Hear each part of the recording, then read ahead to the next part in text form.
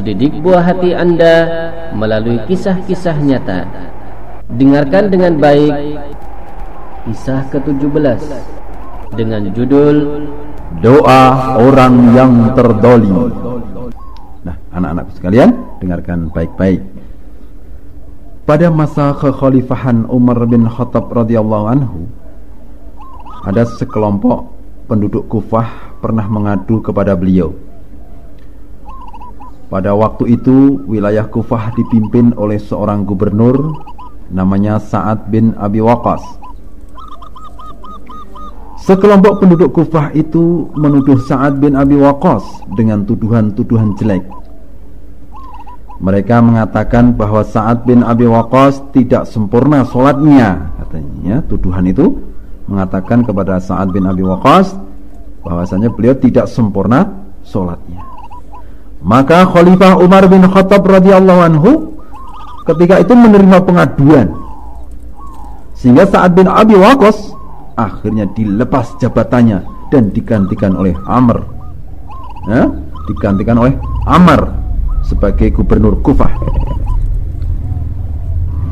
Walau demikian,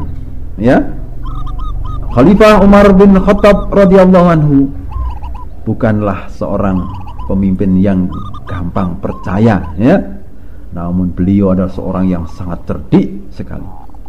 Maka beliau segera memanggil Sa'ad bin Abi Waqqas dan bertanya kepadanya, "Wahai Aba Ishaq, sesungguhnya penduduk Kufah menuduhmu bahwa engkau tidak sempurna sholatnya." Demikian dikatakan oleh Sa'ad bin Abi Waqqas dengan julukan apa? Aba Ishaq. Maka Sa'ad bin Abi Waqqas radhiyallahu anhu akhirnya pun menjawab bahwa ia sholat ketika itu mengimami penduduk Kufah seperti sholatnya Rasulullah SAW. Beliau juga menyampaikan bahwa sholatnya tidak ada yang menyimpang sedikit pun. Maka ketika mendengar penuturan Sa'ad bin Abi Waqqas, Khalifah Umar bin Khattab radhiyallahu anhu akhirnya mengutus seseorang untuk pergi ke Kufah untuk mengetahui sikap penduduk Kufah itu bagaimana terhadap Sa'ad bin Abi Waqqas. Sesampainya di Kufah, pada setiap masjid ditanyakan tentang keadaan Sa'ad bin Abi Waqqas. Ditanya, gimana Sa'ad bin Abi Waqqas di dalam mengimami kalian dan sebagainya. Terus setiap masjid yang ditemuinya, ternyata sebagian besar penduduk Kufah memuji kebaikan-kebaikan Sa'ad bin Abi Waqqas radhiyallahu anhu. Maka tatkala dia masuk ke Masjid Bani Abbas, di sana ada seorang laki-laki yang berdiri. Laki-laki yang berdiri itu berkata, "Jika kamu bertanya pada kami tentang Sa'ad bin Abi Waqqas, maka ia adalah pemimpin yang tidak pernah memimpin pasukan. Dia juga tidak membagi harta rampasan perang dengan adil, dan dia menentukan hukum dengan tidak adil." Anak-anakku sekalian yang dirahmati Allah Subhanahu wa taala, ini laki-laki yang berdiri di dalam masjid tadi, yakni Masjid Bani Abbas. Siapa ini anak-anakku sekalian? Dia ini bernama Usamah bin Qatadah, biasa dipanggil Abu Sa'dah. Mendengar tuduhan ini, Sa'ad bin Abi Waqqas radhiyallahu anhu berkata pada dia, "Demi Allah, sungguh saya akan berdoa dengan 3 perkara. Ya Allah, jika hamba-Mu ini berdusta karena riya dan sum'ah,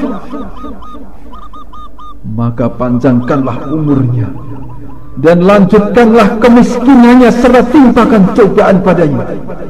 Anak-anakku sekalian yang dimuliakan Allah Subhanahu wa taala, Sa'ad bin Abi Waqqas berdoa kepada Allah karena merasa didolimi, dituduh yang tidak ada dasar sedikit pun tuduhan itu. Maka wa subhanallah, doa Sa'ad bin Abi Waqqas ternyata mustajabah, terkabul. Didengar oleh Allah langsung dari langit ke-7. Didengar langsung oleh Allah Subhanahu wa taala. Dikabulkan artinya ya, anak-anakku sekalian, dikabulkan. Akhirnya Abu Sa'dah benar-benar menjadi seorang yang tua renta. Sudah tua renta, miskin lagi. Sudah miskin, terus diberikan cobaan dan cobaan yang berganti-ganti oleh Allah Subhanahu wa taala. Nah, anak-anakku sekalian, demikian tadi akibat orang-orang yang zalim, ya. Orang yang zalim. Dan hati-hati kalian, adik-adikku sekalian dan anak-anakku sekalian, jangan sampai kita menzalimi orang lain. Na'udzubillah ya. Nah, anak-anakku sekalian, demikian dulu kisah ini ya. Mudah-mudahan bisa dijadikan satu pelajaran bagi kita semuanya. InsyaAllah kita akan lanjutkan dengan kisah ya, dengan kisah yang menarik lainnya tentunya ya, di lain waktu dan di lain kesempatan. Wallahu a'lamu bishawab.